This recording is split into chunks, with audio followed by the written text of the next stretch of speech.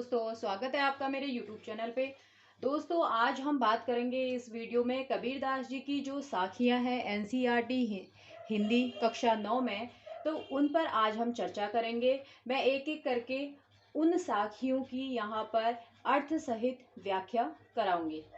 पहली जो साखी है हमारी, वो है मान सरोवर सुभर जल, हंसा केली कराही, मुक्ता फल मुक्ता चुगे, अब उड़ी अनत न जाहे।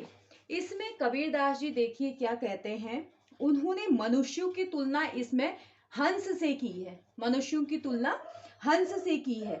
वो कहते हैं मान सरोवर सुभर जल, यानी जिस प्रकार मान सरोवर जो है सुंदर जल से भरा है, हंसा केली कराही, और हंस जो है मान सरोवर में खेल रहे हैं। मान सरोवर सुंदर जल से भरा है और मान सरोवर में हंस खेल रहे हैं। मुक्ता फल मुक्ता चुगे, यानी और मोतियों को, मुक्ता फल मुक्ता चुगे, मोतियों को चुग रहे हैं। अब उड़े अनत न जाहे, और जब वो मोतियों को चुग रहे हैं इस सुंदर मानसरोवर में, तो वो उसको छोड़ के कहीं भी दूसरी जगह अन्य जगह जाना नहीं चाहते।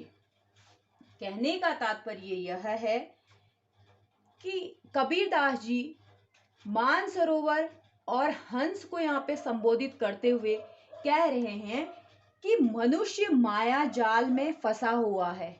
ठीक है, मोह माया के जाल में फंसा है, और उसी को, जो मोह माया के जाल में फंसा है चारों ओर से, उसी को वो सत्य मान चुका है। उसको लग रहा है कि यही जो मेरे आस पास में दुनिया है, यही क्या है, सत्य है।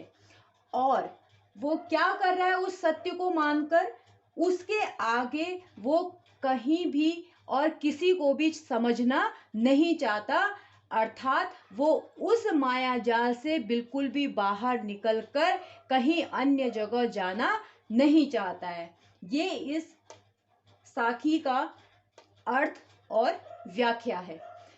अर्थ में क्या है, मानसरोवर सुंदर जल से भरा है, उसमें हंस खेल रहे हैं और मोतियों को चुग रहे हैं, तथा उसमें वो इस तरह से लिप्त है, मग्न है, कि उसको छोड़ के अनंत दूसरी जगह वो जाना ही नहीं चाहते हैं। ये इसका क्या है दोस्तों, अर्थ।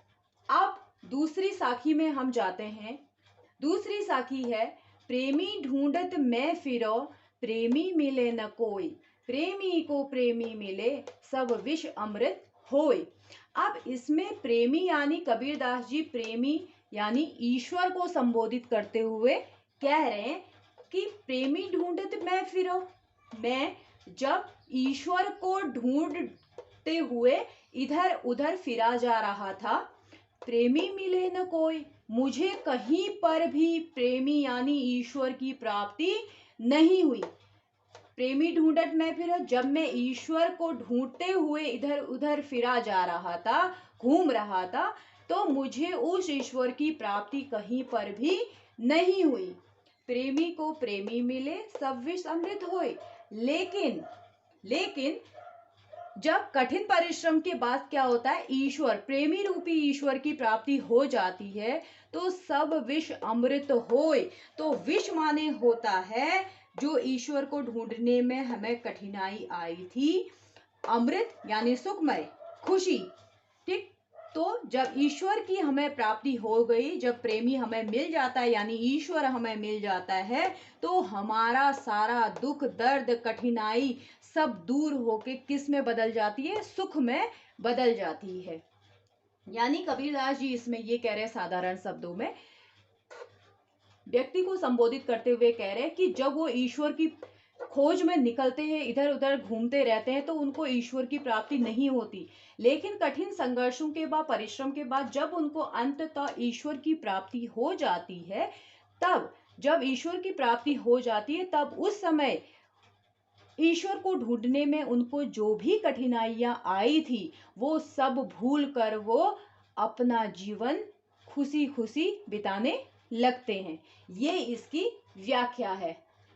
आशा करती हूँ दोस्तों, मैंने जो दो साखियां आप लोगों को अर्थ के साथ व्याख्या के साथ बताई, आप लोगों को समझ में आई होगी। धन्यवाद।